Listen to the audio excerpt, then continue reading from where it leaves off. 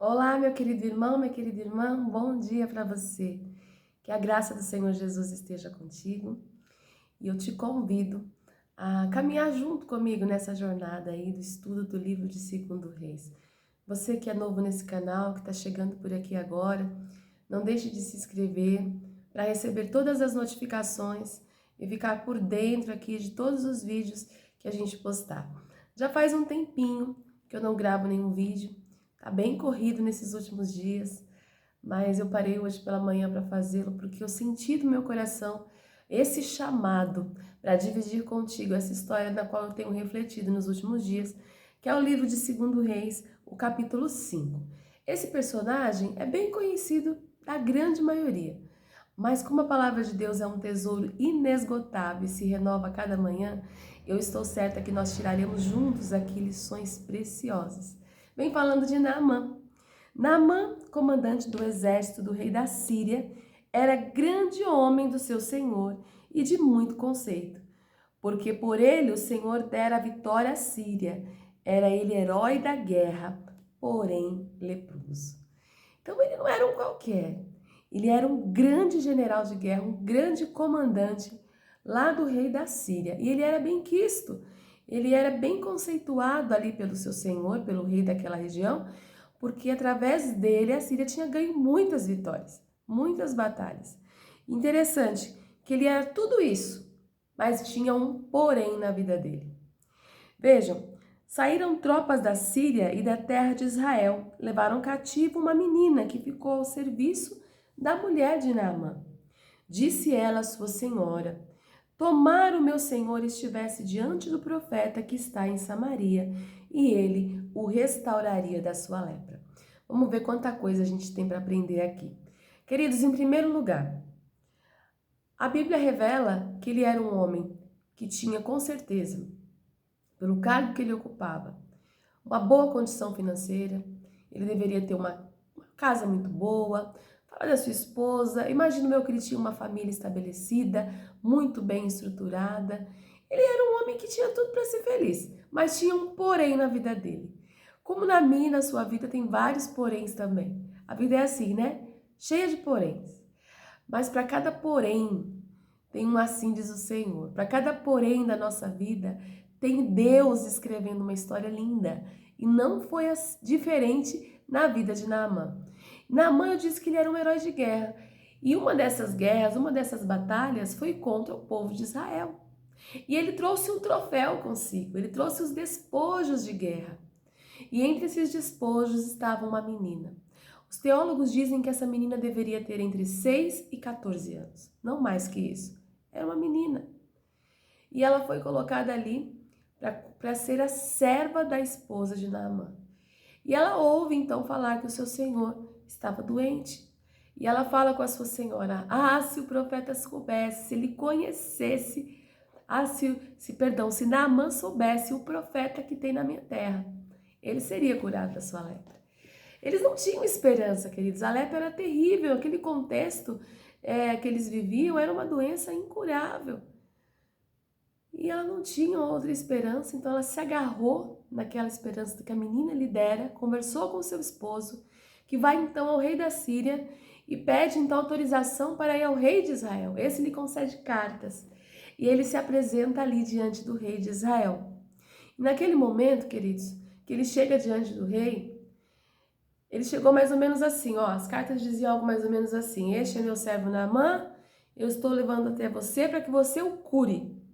O rei de Israel achou que estava caindo numa emboscada. Como assim? Isso só pode ser uma armadilha da Síria para vir contra nós novamente. Por acaso sou eu Deus para curar alguém? Ele rasga os seus vestidos em sinal de indignação. E isso cai nos ouvidos de quem? De Eliseu, o profeta do Senhor. Eliseu ouve e diz assim, manda um recado para o rei: diga que ele venha até a mim, para que todos saibam que há profeta em Israel, que há Deus em Israel. É isso que ele queria dizer. E Naamã se apresenta diante de Eliseu. Você conhece bem a história.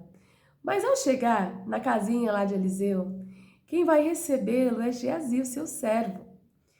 E o profeta nem ao menos se dá o trabalho de recebê-lo e manda um recado pelo seu servo. Manda que ele vá se lavar 7 vezes no Rio Jordão. E Naamã fica indignado, queridos. Como assim? Ele não vem me receber? Ele não vai impor as suas mãos sobre as minhas feridas? Ele não vai orar? Ele não vai clamar a Deus dele por mim? Como assim? Ele só manda me banhar no rio? Eu não vou. Esse rio sujo, na minha terra tem rios muito melhores. Ah, queridos, era o orgulho de Naamã falando mais alto. Ele imaginava que a forma dele, o jeito dele era o melhor, era o mais eficaz. E aqui eu quero abrir o nosso primeiro parênteses para a gente extrair uma lição preciosa. Parece absurda a fala de Naamã, não é? Mas quantos de nós agimos exatamente assim para com Deus? Quando nós oramos, sim, porque muitos de nós oramos, sim, nos momentos de crise, mas nós apresentamos toda a receita, todo o passo a passo. Senhor Deus, o Senhor deve fazer assim, assim, assim, assim. Nós ensinamos Deus, nós queremos ensinar Deus. E quando as coisas não saem da forma que nós gostaríamos, nós nos rebelamos contra o Senhor, assim como Naamã também se rebelou. Nós achamos que o nosso jeito é o melhor, que as nossas ideias são as melhores. Ah, queridos, essa história vem nos desconstruir. O Senhor Deus vai pedir algumas vezes para nós coisas que não vão fazer sentido. Mas creia, Deus sabe o que é melhor para mim e para você. Pode ser que você, como Naamã, esteja frustrado com Deus, achando que o plano de Deus não é o mais viável, que o teu plano é o melhor. Mas se nós pudéssemos ver, queridos, aquilo que Deus vê, nós escolheríamos exatamente aquilo que o Senhor Deus escolhe. Confie nisso. Deus tem algo melhor para você. E agora, entra em ação um ajudante ali, talvez um servo de Naamã, com um conselho muito positivo. Meu Senhor, preste atenção, nós já viemos até aqui. Não vamos embora não, ele está pedindo uma coisa fácil. Se ele estivesse pedindo uma coisa difícil, o Senhor não faria? E ele pensou, puxa, é verdade. Se fosse uma coisa difícil, eu faria. Por que não fazer esta que é tão fácil? Queridos, sempre nos nossos momentos de crise, preste atenção, Deus vai colocar instrumentos seus para falar conosco. Pessoas queridas, irmãos queridos, talvez seja até um desconhecido, eu não sei, mas Deus tem os seus agentes, Deus tem os seus instrumentos para falar conosco, para nos aconselhar, para nos direcionar. Deus sempre vai falar com você, se você estiver disposto a ouvir, Deus vai te aconselhar. Deus vai procurar te direcionar nesses nossos momentos de insanidade. Apenas esteja com seus ouvidos afinados com o do Senhor, para que você possa entender o que Ele quer falar para você. E se você, assim como Naamã, der ouvidos a este conselho precioso, você vai receber a bênção do Senhor. Naamã ouviu esse conselheiro sábio, foi até lá, até o rio, ainda relutante, se o sentido desconcertado, imagino, talvez até humilhado. Ele se despiu, entrou naquele rio e começou a se banhar. Aí eu faço uma pergunta para nós tirarmos mais uma lição preciosa daqui. Por que 7 mergulhos? Como eu disse, o Senhor Deus pede algumas coisas que são tão difíceis de entender algumas vezes. Eu não sei você, mas o Senhor já pediu algumas coisas de mim que, na minha opinião, não fariam o menor sentido. Mas foi assim. Com Naamã, ele mergulhou a primeira vez, olhou para si e nada. A segunda, a terceira. E por que 7 mergulhos, queridos? A cada mergulho, Deus estava quebrantando Naamã. Deus estava tratando o coração de Naamã. Foram as etapas, foi o processo que Deus usou para tirar todo o orgulho. Lembra? Como assim eu vou nesse rio sujo? Como assim ele não veio falar comigo? Era um coração orgulhoso, afinal ele tinha uma posição importante. Era um homem orgulhoso, um coração cheio de si. Ó, queridos, Deus pode estar tratando com você e comigo nessa manhã. Pode doer muitas vezes, sim, vai doer. Deus disse que ia doer muitas vezes. Mas se nós deixarmos Deus nos tratar, cada uma das nossas feridas, cada mergulho era um quebrantamento, queridos. Deus vai fazer a obra por completo. Deus está tratando alguém nesta manhã. É o processo, meu amado. Persevere. Não se frustre no primeiro mergulho. Não desista achando que não vai dar certo. Mergulhe quantas vezes o Senhor Deus te pedir. Para alguns de nós vão ter que ser mais que 7 mergulhos, mas o milagre vai vir. E no momento oportuno, na hora certa, essa obra do Senhor vai se dar por completo. E você vai olhar para a sua vida e você vai se ver limpo, vai se ver puro. Assim como Naamã olhou para sua pele naquela manhã e ela estava ainda mais limpa, mais linda do que a pele de um bebê. É essa purificação que hoje eu peço para mim e para a sua vida. Não a purificação do nosso corpo em si, mas a purificação do nosso caráter. Mergulhemos nas promessas do Senhor. Mergulhemos a cada dia nas suas palavras. Mergulhemos a cada dia aqui, ó, nesse tesouro inesgotável que é a palavra do Altíssimo.